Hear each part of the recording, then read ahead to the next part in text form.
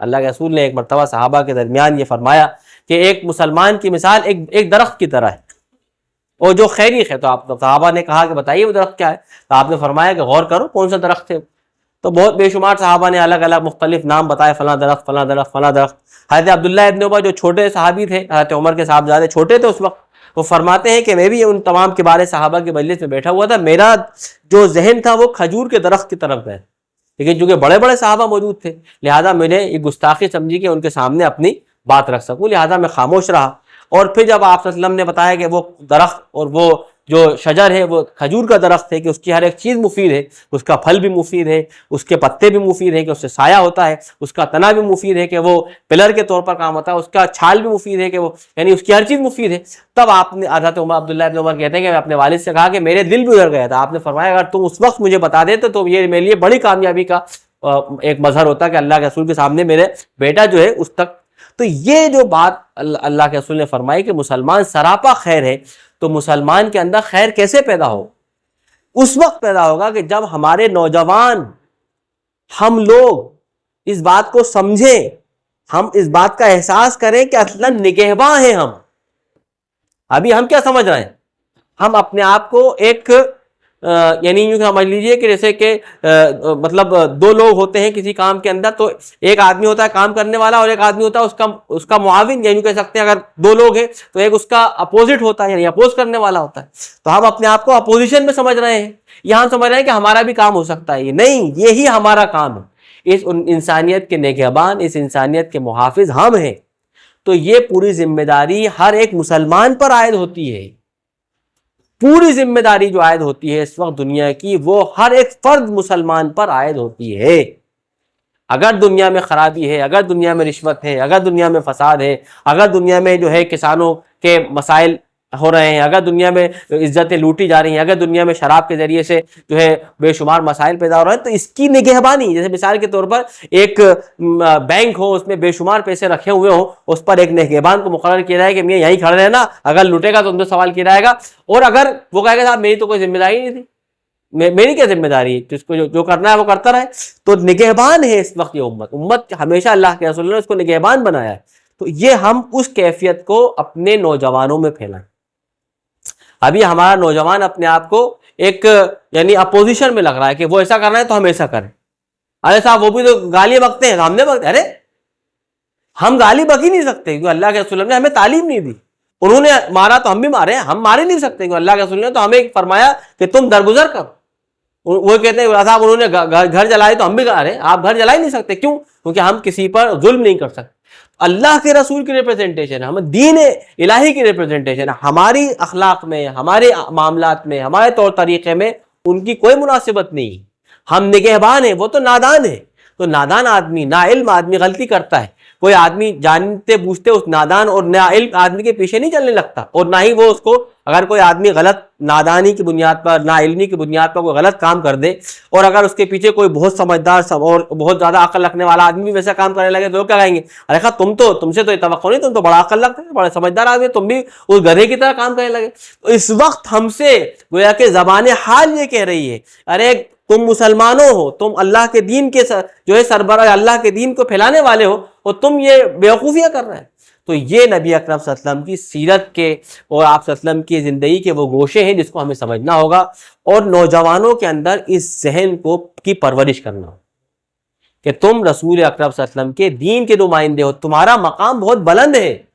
تو اپنے مقام بلند کو سمجھو اور اپنے اس مقام بلند کو حاصل کرنے کی جدوجہد کرو.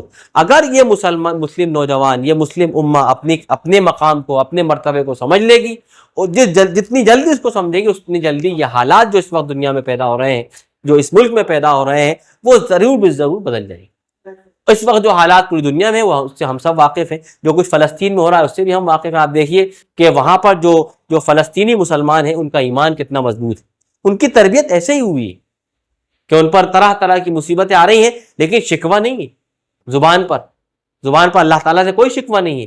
ہاتھ کٹ رہے ہیں اور جو ہے خراشیں آ رہی ہیں، چھوٹے چھوٹے بچے شہید ہو رہے ہیں، لیکن نہ والدین شکوہ کر رہے ہیں، نہ وہ بچے شکوہ کر رہے ہیں، اور نہ ہی وہ یعنی حکومت کے خلاف آواز اٹھا رہے ہیں. اس کے بالمقابل آپ دیکھیے کہ وہ قوم جو ظلم کر رہی ہے، بربریت کر رہی ہے، وہاں کے لوگ جو ہے وہ شکوہ کر رہے ہیں کہ ہمارے لوگوں کو ابھی تک نہیں چھڑایا۔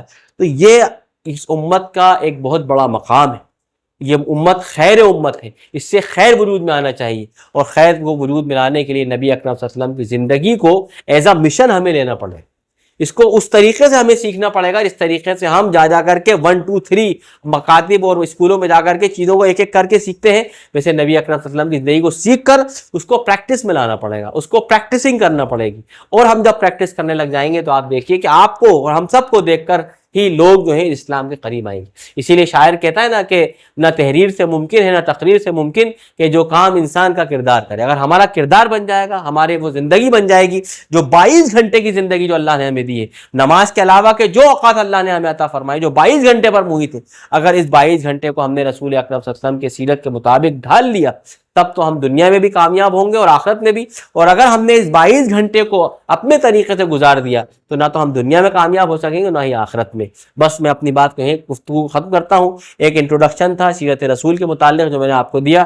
اب اس کے بعد ہم یہ کر سکتے ہیں کہ نبی اکرم صلی اللہ علیہ وسلم کی سیرت کو بہت براڈلی اور بہت بڑے پیمانے پر ایک ایک گوشوں کو آپ کے سامنے پیش کریں، ان کو بتائیں، اور پھر اس بات کو لوگوں تک ہم پہنچائیں اور اس کو عملی پریکٹس کر کے ہم دکھائیں کہ نبی اکرم صلی اللہ علیہ وسلم نے جو پریکٹس کیا تھا ہم بھی ویسے پریکٹس کریں گے۔ آپ صلی اللہ علیہ وسلم نے جو صحابہ کی تربیت فرمائی تھی، آپ صلی اللہ علیہ وسلم کی اس سیرت کی روشنی میں ہم اپنی تربیت کریں گے، اپنے گھر والوں کی تربیت کریں گے، اپنے بچوں کی تربیت کریں گے، اپنے معاشرے کی تربیت کریں گے۔ ایز اے مشن، ایک آئیڈینٹی، ایک ہم گویا کہ مشن لے کر ہم یہاں سے اٹھیں گے۔ اللہ سے دعا کریں کہ اللہ تعالیٰ ہمیں اس مشن میں اور اس کام میں کامیابی عطا کرے۔ اور یہ یعنی اسی سلسلے میں جو ایک کوشش یہ زکوٰۃ سینٹر آف انڈیا کر رہی ہے کہ نبی اکرم صلی اللہ علیہ وسلم کی سیرت کا ایک گوشہ یہ بھی تھا کہ آپ نے زکوٰۃ، یعنی ایک مال ایک بہت بڑا پاور ہوتا ہے، مال ایک بہت بڑی طاقت ہے جس سے بہت سارے امور انجام دیے جاتے ہیں۔ اللہ تعالیٰ نے اس کی بہت یعنی حکمتیں بیان فرمائی، اور یہ بھی فرمایا کہ زکوٰۃ اس لیے لی جاتی ہے تاکہ تودو من، یعنی ان کے عمرا سے، ان کے مالدار لوگوں سے لی جائے گی اور ان کے فقراء و غربا میں تقسیم کی جائے گی۔ تو یہ جو صورتحال ہے، اور اس یعنی آپ صلی اللہ علیہ وسلم کے اس طریقے کو نبی اکرم جاری فرمایا تھا، اور اپنے بہت سارے یعنی نائب مقرر کیے تھے جو جا کر کے زکوٰۃ وصول کرتے تھے اور جا کر کے جمع کرتے تھے بیت المال میں، پھر وہاں سے وہ مسلمانوں کے مفاد عامہ میں خرچ کیے جاتے تھے۔ وہ ظاہر بات ہے کہ ایک اسلامی خلافت کا ایک بہت بڑا یعنی ایک اسپیکٹرم تھا، ایک بہت بڑی بنیاد تھی جو اسلامی نظام خلافت میں قائم تھی، بعد تک قائم رہی۔ جب سے یعنی گویا کہ یعنی اسلام یعنی مسلمانوں کا زوال آیا اور وہ اس نظام حکومت ختم ہو گیا، تو اس کے بعد سے وہ سارے اصول و ضوابط بھی ختم ہو گئے، لیکن دھیرے دھیرے کر کے یعنی تحریک اسلامی ہند نے اس کا ایک حصہ، ہم یہ کہتے ہیں کہ یہ وہی نظام زکوٰۃ ہے جو آپ صلی اللہ علیہ وسلم نے مرتب فرمایا تھا، یہ اس کا ایک کاپی ہے۔ کہ ظاہر بات ہے ابھی وہ نظام خلافت میں کوئی امیر تو ہے نہیں کہ جو تمام وفود جاری کرے اور سب کو سے زکوٰۃ وصول کر کے لائے، اس کو بیٹھ کر کے پھر ان مدات میں خرچ کرے۔ اس کا ایک ریپلیکیشن ہے، اس کی ایک فوٹو کاپی ہے کہ ہم یہاں یعنی زکوٰۃ سینٹر بھی یہ کرتا ہے کہ وہ یعنی ان لوگوں سے جو زکوٰۃ دیتے ہیں ان سے زکوٰۃ وصول کرتا ہے، اور زکوٰۃ کی جو مد انہوں نے بنائی، یعنی زکوٰۃ سینٹر آف انڈیا نے ان چیزوں میں زکوٰۃ کی جو خرچ کرنے کے جو 8 مدات ہیں اس میں سے جن کو یہ ان میں لگا کہ بھائی اس میں ابھی مسلمانوں کو زیادہ جو ہے زکوٰۃ سے فائدہ اٹھانے کی ضرورت ہے، جس میں تعلیم کا مرحلہ ہے یا ایسی بیوگان ہیں جن کی کفالت نہیں ہو سکتی، یہ جو در در جا کر کے جو ہے وہ مجبور ہیں ہاتھ پھیلانے کو، یا اس کے نتیجے میں کہیں کہیں وہ کام کرتی ہیں، ان کا سوشل اور ان کا جو ہے فزیکل مطلب ٹارچر کیا جاتا ہے، ان کا ایکسپلائٹیشن کیا جاتا ہے، تو وہاں ان لوگوں پر اس مال کو خرچ کیا جاتا ہے۔ یا مثال کے طور پر جو مسلمان مال و کمی کی وجہ سے اپنے بزنس کو آگے نہیں بڑھا سکتے، تو وہاں پر ان کے بزنس میں کچھ مدد کر کے ان کے بزنس کو آگے بڑھایا جاتا ہے۔ تو ان مدات میں زکوٰۃ سینٹر آف انڈیا جو ہے وہ ان زکوٰۃ کے پیسے کو جو وصول کرتا ہے اس میں خرچ کرتا ہے۔ تو نبی اکرم صلی اللہ علیہ وسلم کی سیرت کا ایک گوشہ وہ بھی کہ زکوٰۃ کے مال کو جمع کرنا اور اس کو ان مدات میں خرچ کرنا جس میں نبی اکرم صلی اللہ علیہ وسلم نے اپنی زندگی میں خرچ کیا۔ تو ایک گوشے پہ ہم یہاں پر بھی کام کر رہے ہیں۔ اس طریقے سے ہمیں نبی اکرم صلی اللہ علیہ وسلم کے سارے گوشے زندگی کو پورے اس معاشرے میں عملی طور پر دکھانا ہے۔ آپ دیکھیے اس کا ہی بہت بڑا انفلوئنس ہے، زکوٰۃ سینٹر جو کام کرے اس کا بڑا انفلوئنس ہے۔ غیر مسلم بھی تعریف کرتے ہیں کہ ہم مسلمان اتنا منظم کام کر رہے ہیں۔ تعلیم کے میدان میں اگر مسلمان اتنے بڑے لیول پہ کام کریں تو اس وقت آپ دیکھیے کہ اگر مسلمان تعلیم کے میدان پہ کام کرے تو اس میں بھی ان کا نام ہوگا، لیکن اس وقت صورتحال یہ کہ مسلمانوں کے بعد تعلیمی ادارے کے نام پر بہت کم لوگ ہیں، ورنہ اس میں کرسچینٹی نے بہت کام کیا۔ مشنریز اسکول آپ دیکھیے، آج مسلمانوں کا بڑا طبقہ، خود بھوپال کی اگر ہم بات کریں تو میں یہ سمجھتا ہوں کہ 50% مسلمانوں کے جو بچے ہیں وہ مشنری اسکول میں پڑھتے ہیں، جو اچھے پیسے والے لوگ ہیں، یعنی جو ویل کہہ سکتے ہیں ہیلڈ ہیں، ان کے پاس کچھ پیسہ ہے، جو اپنا خرچہ اٹھا سکتے ہیں، تو وہ اپنے بچوں کو پسند کرتے ہیں کہ وہ مشنری اسکول میں پڑھائیں۔ کیوں پڑھیں؟ کیونکہ وہاں تعلیم اچھی ملتی ہے، وہاں تھوڑی بہت بہتر تربیت ہوتی ہے۔ اسلام جو ہے وہ تمام نظام زندگی، تمام چیزوں کو، تمام شعبہ حیات کو ریپرزینٹ کرتا ہے، اور اس ریپرزینٹیشن کو ہم representative, we are the representative of Islam, ہم اللہ کے اس دین اسلام کے ریپرزینٹیٹیو، تو ہم اپنے آپ کو ریپرزینٹیٹیو سمجھیں، اس تصور کو عام کریں کہ مسلمان اسلام کے ریپرزینٹیٹیو۔ ہم اپنا نام پکارتے پکارتے کہا ہے کہ ہمیں اپنی شخصیت ہی یاد نہیں رہی۔ جیسے مثال کے طور پر میرا نام عامر ہے، اب میں عامر، لوگ مجھے عامر پکارتے ہیں، تو مجھے یہ شخصیت نہیں پہچانی کہ یار میں مسلمان بھی ہوں، میں اسلام کا ریپرزینٹیٹیو، میں اپنے آپ کو عامر سمجھنے لگا، یا اپنے آپ کو جو ہے وسیم سمجھنے لگا، فلاں اپنے آپ کو احمد سمجھنے لگا۔ آپ احمد، وسیم، عامر نہیں ہیں، آپ اسلام کے ریپرزینٹیٹیو ہیں۔ آپ کا جو بھی ایکشن ہے، آپ کا جو بھی قول ہے، آپ کا جو بھی جو ہے مثال لوگوں کے ساتھ معاہدہ ہے، وہ اسلام کو ریپرزینٹ کرتا ہے۔ تو ہم سب سے پہلے مسلمان ہیں، اس کے بعد ہماری آئیڈینٹی کچھ بھی ہو، ہمیں اس سے کوئی فرق نہیں پڑتا۔ تو اس لیے ہمیں سب سے پہلے اپنے تمام مسلم نوجوانوں میں اس بات کو پھیلانا ہے کہ ہم مسلم ریپرزینٹیشن ہیں، ہم اسلام کو ریپرزینٹ کر رہے ہیں، ہمارے قول سے، عمل سے، ہمارے کردار سے، ہمارے اخلاق سے، ہمارے معاملات سے کہیں سے بھی اسلام پر آنچ نہیں آنا چاہیے۔ یہ ہماری اولین ذمہ داری ہے۔